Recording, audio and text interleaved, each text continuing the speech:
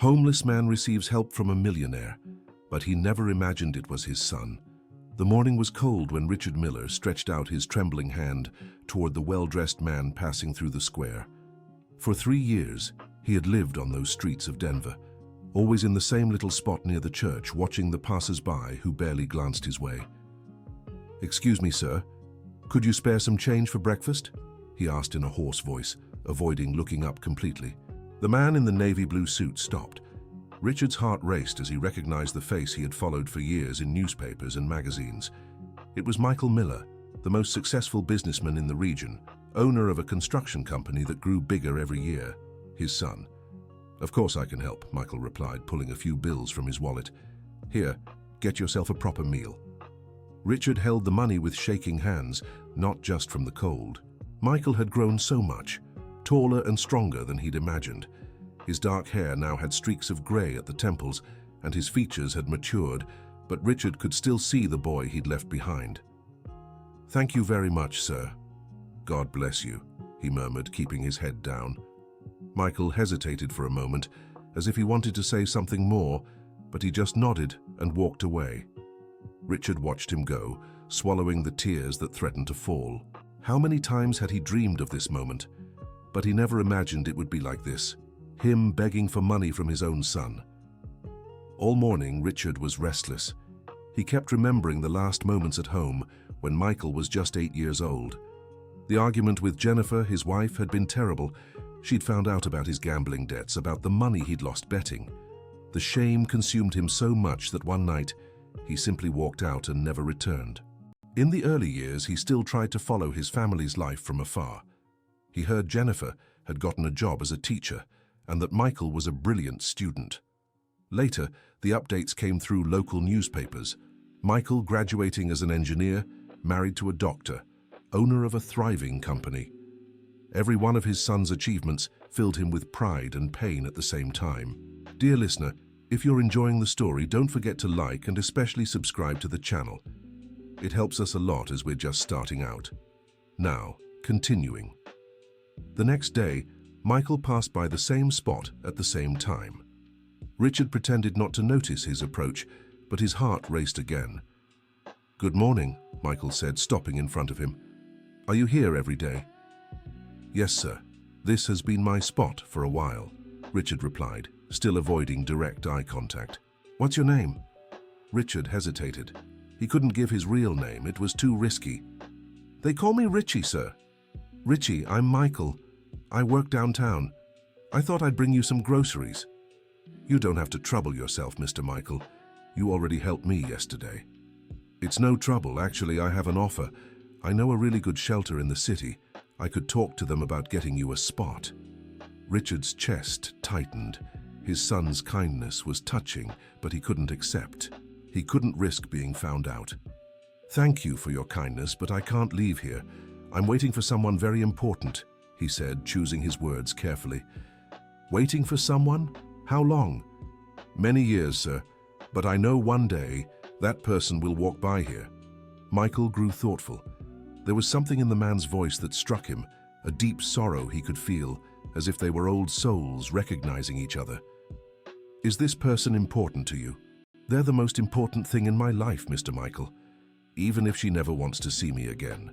In the following days, Michael began bringing not only money but also food, blankets, and medicine. Richard accepted everything with gratitude, but always refused any offer to leave that place. Other homeless people in the area started noticing the special attention Richie was receiving. Frank, an older man who had been sleeping under the bridge for over 10 years, approached Richard one afternoon. "That businessman is very interested in you, Richie. He doesn't do this for others. He's just a good person, Frank. Or maybe you two know each other from somewhere," said Frank, studying Richard's face. "I've noticed how you act when he arrives. Your eyes light up differently." Richard brushed it off, but Frank had planted a seed of doubt. He began paying closer attention to their conversations. One morning, Michael arrived earlier than usual. He carried a bag with fresh bread and hot coffee. "Richie, can I ask you something personal?" "Of course, Mr. Michael. Do you have family?" The question hit Richard like a punch to the gut. He took a moment to answer, searching for the right words. I did, sir. A wife and a son. What happened to them? I let them down badly. I did wrong things, and they were better off without me. Michael felt a tightness in his chest. There was something familiar about that pain, like an echo of his own experience. Have you ever tried to find them? No, sir. Some bridges you burn so completely that you can never rebuild them. But if you could send them a message, what would you say? Richard looked directly into his son's eyes for the first time. For a moment, he almost let the truth slip. I'd say not a day goes by that I don't think of them. That my biggest regret was being too cowardly to stay and fight. And that even from afar, I've always rooted for every victory of theirs. Michael stayed silent for a long time. Tears welled in his eyes. Why don't you go home, Richie? Because sometimes loving someone means having the courage to stay away, Mr. Michael. My presence would only bring them pain. That night, Michael came home deep in thought. His wife, Dr. Sarah, noticed his mood. You're different today. Did something happen? I met a homeless man who made me think about family, about forgiveness. You've been talking about this man a lot lately. There's something about him that moves me strangely, Sarah, as if I already knew him. Have you thought about taking him for a medical checkup? I could examine him at the office. He refuses any help that would take him away from that square, says he's waiting for someone. Sarah grew curious about the story. The next day, she decided to go with her husband to meet this Richie. When they arrived at the square, they found Richard coughing badly, clearly sick. Richie, you need medical attention, said Michael. This is my wife, Dr. Sarah. No need to worry about me, Dr. Michael, it's just a cold. No, doctor, just call me Michael. And yes, I do need to worry. You're my friend. Sarah stepped closer to examine Richard. When she took his wrist, she noticed a peculiar scar on his left arm. Her heart raced. She had seen that mark before in old photographs Michael kept of his father. Mr. Richie, how did you get this scar? She asked, trying to keep her voice steady. Richard quickly covered his arm. It was a work accident many years ago, doctor. What kind of work did you do? Construction, doctor, just like my son does now. Michael jerked his head up. Your son works in construction. Richard realized he had said too much and tried to backtrack. I misspoke, Mr. Michael. My son was little when I left home. I don't know what he does now. But Sarah was growing more and more intrigued. The scar, the approximate age, the mentioned profession. Everything matched the stories Michael had told about his father. Richie, can I ask you some questions about your life? Doctor, I'd rather not talk about the past. It hurts too much. I understand, but sometimes talking helps heal the wounds. Richard looked at Michael, who was clearly interested in the conversation. I lived right here in Denver, doctor. Had a good life, but I ruined everything. What did you ruin? Michael asked. Gambling addiction, Mr. Michael. Lost everything I had and even got into debt. My wife worked hard as a teacher, and my son was the best in his class. They deserved better than a father who was an addict. Michael felt as if he'd been struck by lightning. His mother had been a teacher. He really had been a good student. The coincidences were too many. How old was your son when you left home? Sarah asked. 8 years old, doctor. A bright boy, dreamed of being an engineer like his grandfather. Michael turned pale. His paternal grandfather had been an engineer. He was exactly 8 when his father disappeared. His mother always said he was bright and dreamed of following in his grandfather's footsteps. Richie, what was your son's name? Michael asked, his voice trembling. Richard realized he'd revealed too much. His heart was pounding so hard it felt like it would explode. It doesn't matter anymore, Mr. Michael. That child must be a successful man now. I hope he's forgotten the father who abandoned him. Michael stood up abruptly. Sarah, we need to go. We'll be back, Richie. On the way home, Michael was visibly shaken. Did you notice the coincidences? Sarah asked. I did, but it might just be coincidence. The scar on his arm is identical to the one your father had in old photos. How do you think? Michael couldn't finish the sentence. I think you should look into it. I can discreetly ask someone to check if there are still records of your father in town. Dear listener, if you're enjoying the story, Don't forget to like and especially subscribe to the channel. It really helps those of us just starting out. Now, continuing. In the days that followed, Michael couldn't shake the suspicions from his mind. He started paying closer attention to details when talking to Richie. The man knew things about the city that only someone who'd lived there a long time would know. He spoke about places that no longer existed, about changes that had happened over the years. "Richie, do you know the old bakery owned by Mr. George?" "Of course, Mr. Michael. It was on Maple Street. Made the best sweetbread in town. Mr. George was friends with my—" Richard stopped mid-sentence. "Friends with your what?" "With my boss, Mr. Michael. I used to buy bread there every day." Michael knew his father had known Mr. George. His mother always said they were childhood friends. "And do you remember the flood of 1995? "I sure do. The water rose so high it reached the middle of the street. My family was stranded at home for 2 days. Michael froze. They really had been stranded during that flood. These were memories only someone who'd lived through those moments could recall in such detail. "Richie, why did you choose to stay in this exact square?" Richard hesitated. The question was too direct. "It's a quiet place, Mr. Michael, and there's enough foot traffic to get some help." "That's not all, is it?" "What do you mean, sir? You said you're waiting for someone important. Did that person used to come to this square?" Richard felt he was being uncovered bit by bit. Michael was smart, just like he'd been as a child. "Maybe, Mr. Michael. Sometimes we choose places that have special meaning. What meaning does this square hold for you?" "It's where I played as a child, and where I took my son to play too." Michael felt his heart race. He really used to play in that square when he was little. His father would take him there on weekends. "Do you remember what games you used to play?" "My son loved flying kites. We'd spend hours trying to get them up high. He used to say that one day he'd build buildings as tall as his kites could fly." Michael had to lean on the park bench. That was exactly what he'd said as a child. His mother always remembered that line. "Richie, I need to ask you something very important. Please be honest with me." Richard saw there was no escaping the truth anymore. "Ask your question, Mr. Michael." "What's your real name?" The silence that followed seemed to last an eternity. Richard looked straight into his son's eyes and saw both the boy he had been and the successful man he'd become. "My name is Richard Miller." Michael's legs went weak. That was indeed his father's name. "And your son's name?" "Michael Miller." Tears began streaming down Michael's face. He had found the father he'd been searching for all these years, but at the same time, he felt an overwhelming anger at the abandonment. "Why didn't you tell me who you were from the start?" "Because you became such a good man, so successful. I didn't want to ruin your life by showing up as a homeless man." "Ruin my life? You ruined it when you left me." "I know, son. I know I have no excuse, but every single day I thought of you, I rooted for you, I was proud of every achievement." "How did you know about my achievements?"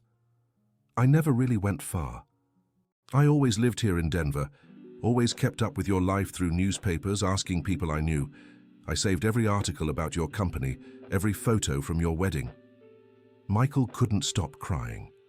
All the pain of abandonment, all the repressed longing was surfacing. "Where were you when I needed you, when Mom got sick, when I graduated, when I got married?" "I was always nearby, son. On your graduation day, I was hiding in the back of the auditorium. At your wedding, I stood outside the church just to see you in your suit. When your mother got sick, I followed everything from a distance, suffering with you." "Were you there when she passed?" "I was at the cemetery, Michael, hiding behind a tree, watching you cry. I wanted so badly to hug you that day." Michael couldn't take it anymore. All his anger mixed with grief and longing. He stood up and ran out of the square, leaving Richard alone with his tears. When he got home, Sarah was waiting, worried. "Michael, what happened? You're really shaken." "It was him, Sarah. It was really my father." "You confirmed it." "He admitted it, confirmed everything. Said he never really went far, that he watched over my life from a distance all these years." "And how do you feel?" "Lost, angry, happy, confused. I don't know what to do with all this." Sarah hugged her husband, feeling his pain. "Maybe you should give him a chance to explain everything properly." "He already did. Said it was cowardice, that he was ashamed to come back." But you two could try to build something new now. I don't know if I can, Sarah. It's been so many years of absence. Over the next few days, Michael didn't return to the square. He stayed home processing everything, trying to understand how he felt. Sarah respected his time, but grew concerned about her husband's emotional state. Frank, the homeless man who had suspected the situation, sought out Richard. "Richie, your businessman friend hasn't been around. Did you two fight?" "He found out who I really am, Frank." "And who are you?" "I'm his father." Frank was stunned by the revelation. "Good Lord, Richie, what now?" Now he knows the father he's been searching for all these years is a homeless man who abandoned him as a child. "Are you going to look for him?" "I can't force anything, Frank. If he wants to see me, he knows where to find me." A week passed without Michael showing up. Richard began to fall ill, not just physically but emotionally. The possibility of having lost his son again consumed him. That's when Sarah decided to act. She knew she needed to talk to her father-in-law to understand the whole story before it was too late. "Mr. Richard, may I speak with you?" Richard was surprised to see his daughter-in-law in the square. "Of course, Dr. Sarah. Is Michael all right?" "Physically, yes, but emotionally he's suffering terribly. Just like you, I imagine." "I understand his anger, Doctor. I don't expect forgiveness. But would you like the chance to explain everything properly?" "Of course I would. But I respect his decision not to see me." "Mr. Richard, may I ask why you really abandoned your family?" Richard took a deep breath. It was the first time someone had given him the opportunity to tell his full side of the story. "Doctor, I had a serious gambling problem. I was addicted. I couldn't stop. I lost all our savings and racked up huge debts. Jennifer, my wife, found out one night. And then? She gave me an ultimatum. Either I got help or she would leave with Michael. I promised I'd change, but the next day I went back to betting. I lost even more money. Money she had saved for Michael's school supplies. You betrayed her trust." "I did. And I realized I was destroying the lives of the two people I loved most in the world. That night, I looked at Michael sleeping and thought, they'll be better off without me." "So you ran away?" "I ran like a coward. I left a letter for Jennifer, saying I wasn't worthy of being a father or a husband, that she could rebuild her life with someone better." "And you never tried to come back?" "In the first few months, I wanted to return every day. But every time I got close to home, I'd see Michael laughing, playing. Jennifer had gotten a better job. They seemed happier without me." "But you still kept up with their lives?" "Always from a distance. When I heard Jennifer was sick, I tried several times to go near the hospital, but I never had the courage. The day she passed, I wanted so badly to hold my son, but I no longer had the right." Sarah was moved by his story. She could feel the man's genuine pain. "Mr. Richard, Michael always dreamed of finding you again. But now that he's seen me like this, he must be disappointed." "He's confused, not disappointed. He's hurting because he misses you too." "Doctor, may I ask you something?" "Of course." "Take good care of my son. He deserves to be happy." "He'll be happier if he has you back in his life." "I don't know if that's possible." "Mr. Richard, every family deserves a second chance." When Sarah returned home, she found Michael in the study, looking at old photos. "How is he?" he asked without looking up. "Not well, just like you." "Did he tell you why he left me?" "He did." "Michael, your father is a man who made grave mistakes, but he always loved you." "Love doesn't abandon, Sarah. Sometimes love makes the wrong choices thinking it's protecting someone." Michael finally looked at his wife. "Do you think I should forgive him?" "I think you should do what your heart is asking." "My heart is asking for contradictory things. It wants to hug him and scream at him at the same time." "Then do both." That night, Michael couldn't sleep. He kept thinking about all the moments in his childhood when he had missed his father, all the times he wanted to share an achievement with him, all the questions he wished he could have asked.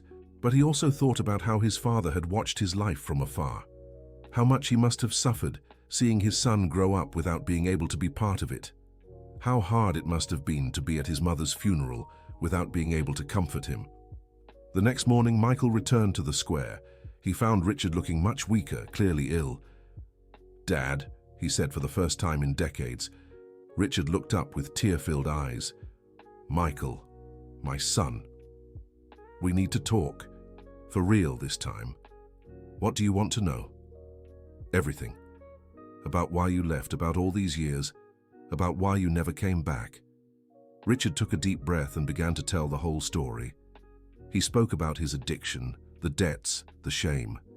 He shared how he had followed his son's life from afar, holding on to every memory, every achievement. "Dad, why didn't you seek help back then?" "Son, in those days people didn't talk about addiction like they do now. I thought it was just a lack of willpower. It wasn't until years later that I understood it was an illness.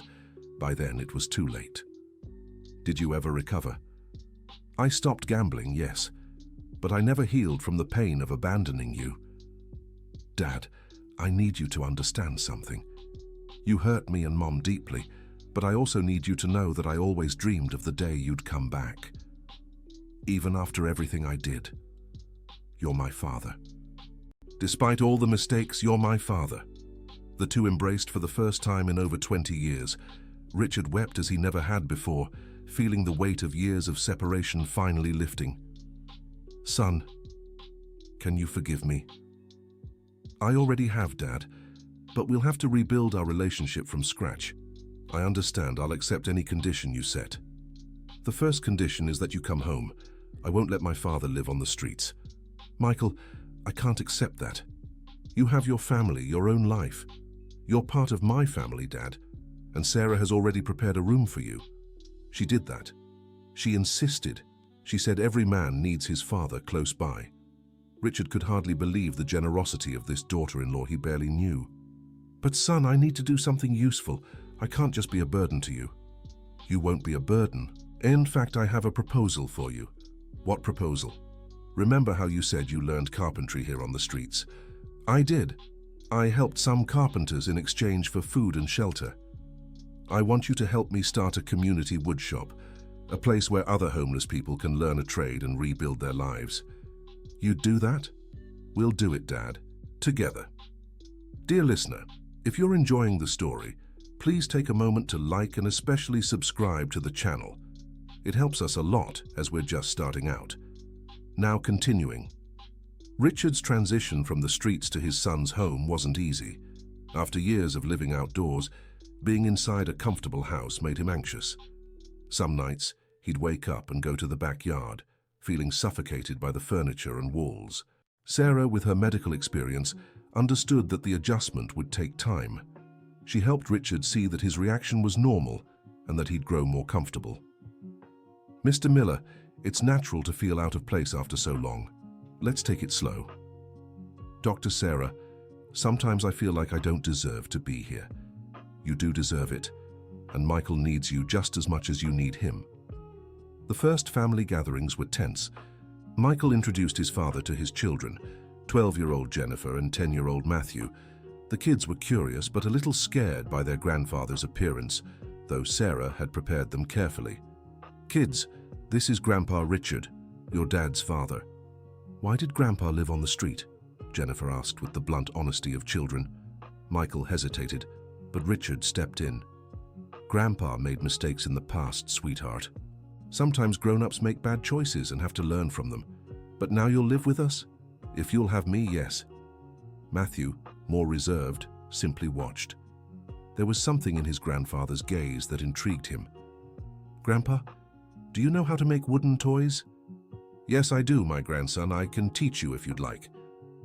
It was through his grandchildren that Richard began to find his place in the family. He spent hours teaching Matthew how to work with wood, while Jennifer loved listening to his stories about the time he spent on the streets. "Grandpa, did you meet interesting people when you lived on the streets?" "Yes, Jennifer.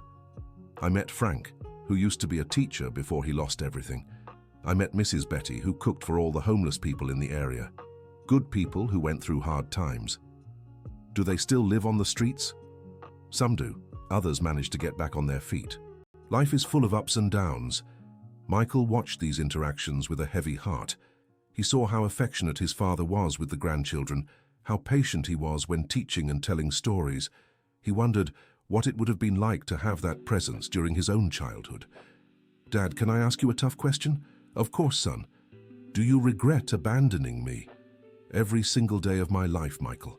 Not a day goes by that I don't regret it. But do you regret quitting gambling? No.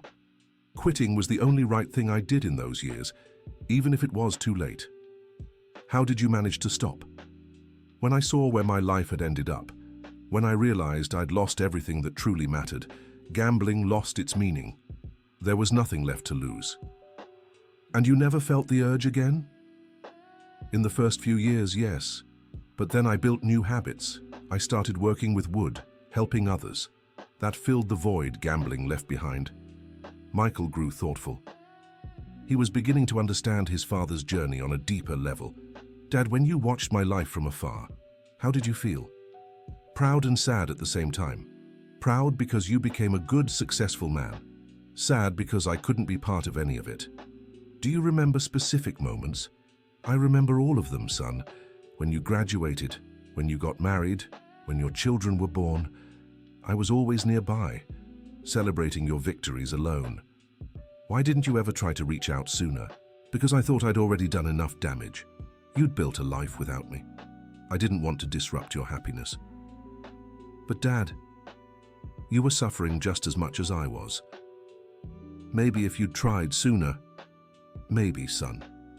But I can't change the past. I can only try to do better from now on. As the days passed, Richard began adapting better to the family routine. He helped around the house, tended to the garden, and dedicated himself to the social woodworking project Michael had proposed. Dad, I found the perfect location for the workshop. It's a warehouse downtown near where the homeless people used to stay. Do you want me to take a look? I want you to be my partner in this, Dad. Officially. Richard was moved by the offer. Son, I don't have any money to invest. You have something more valuable, experience and knowledge about these people's reality. Are you sure you want to partner with a former homeless man? I'm sure I want to partner with my father. The woodworking project began taking shape. Richard used his connections among the homeless to spread the word, while Michael handled the paperwork and finances. Frank was one of the first to show interest. Richie, are you sure this is real? Yes, Frank. My son wants to give people a chance to start over. And how are you feeling living in a house again? Still strange, but good. I'm learning to be a father and grandfather again. You deserve this chance, my friend. We all do, Frank. That's why I want you to be the first student at the workshop. The opening of the social woodworking shop was a defining moment for the whole family. Michael gave an emotional speech before the guests, which included family, friends, and several homeless individuals. This woodworking shop represents more than just a business. It represents second chances, the belief that it's never too late to start over. And it represents the importance of family, even when it's lost and found again years later. Richard also spoke, his voice choked with emotion. I spent years thinking I'd lost the right to be a father, but my son showed me that true love doesn't have an expiration date. I hope this place can show others that there's always hope for a better life. In the following months, the woodworking shop began to thrive. Several homeless individuals learned the craft and managed to reintegrate into society. Some even found jobs at other businesses in town. Mrs. Betty, a woman who had met Richard on the streets, was one of the beneficiaries. Richie, just look how far we've come. Who would have thought two homeless people would be teaching woodworking? Life takes many turns, Mrs. Betty. The important thing is not to give up. You never gave up on finding your son. Actually, I gave up many times, but a father's love is stronger than surrender. At home, the bond between Richard and his grandchildren grew stronger each day. Matthew had become a little carpenter, while Jennifer loved listening to her grandfather's stories. Grandpa, tell me again about the day you saw Daddy graduate. Oh, Jennifer, that was one of the hardest and most beautiful days of my life. I was hiding in the back of the auditorium, afraid of being recognized. When they called your father's name, my heart nearly burst with pride. Why didn't you go hug him? Because sometimes, sweetheart, when we've made too many mistakes, we're afraid of being rejected. But Daddy hugged you when he found out who you were. Yes, he did. Your father has a very big heart. Just like yours, Grandpa. Michael watched these conversations with a smile on his face. Seeing his father interact with his children healed an old wound in his heart. Sarah, sometimes I feel like I'm dreaming. Why? Because for years I dreamed of moments like this, of my father being part of my children's lives. And now he is. Yes, but I lost so much time with him. So many years that won't come back. Michael, you can't recover the lost time, but you can build a future together. You're right, and it's been amazing to see how dedicated he is to the woodworking shop, how he helps others. Your father found a purpose. That's essential for his happiness. And for mine too. I finally feel like I have my father back. A year after the woodworking shop opened, the family threw a party to celebrate the project's success.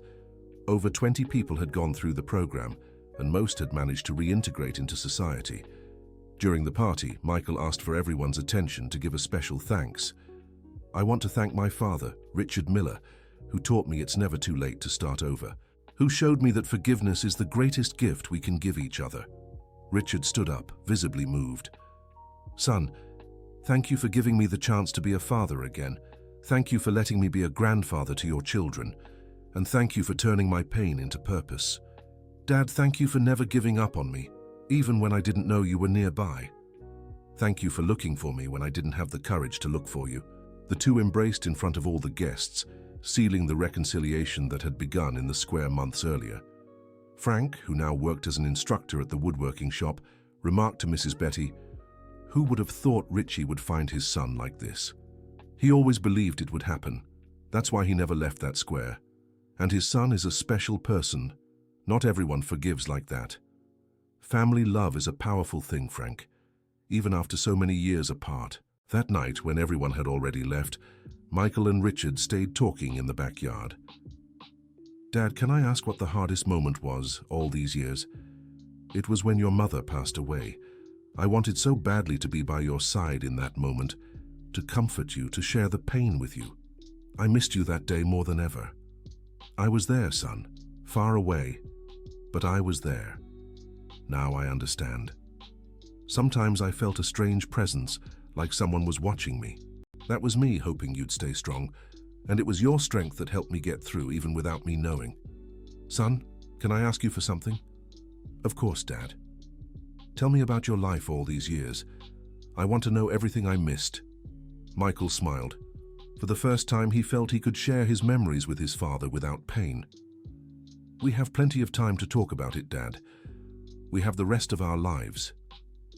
Thank you, son. Thank you for giving me this second chance. Thank you for never stopping loving me even from afar.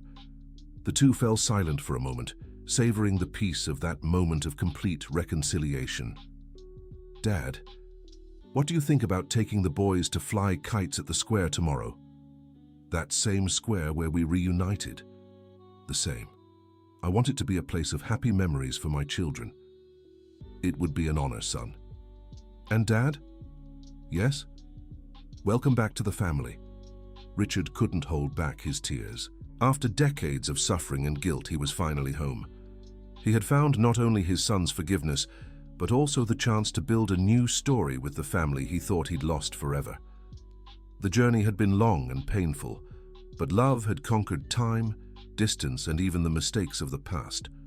The Miller family was whole again, and this time, nothing and no one would separate them. End of story. Now, we'd love to hear your thoughts on this touching story of forgiveness and family reconciliation. Do you believe Richard made the right choice by staying away all those years? How would you react if you discovered a homeless man was your long-lost father? Leave a comment sharing what moved you most in this story and where you're watching from. Don't forget to like and subscribe to the channel so you don't miss other heartwarming stories.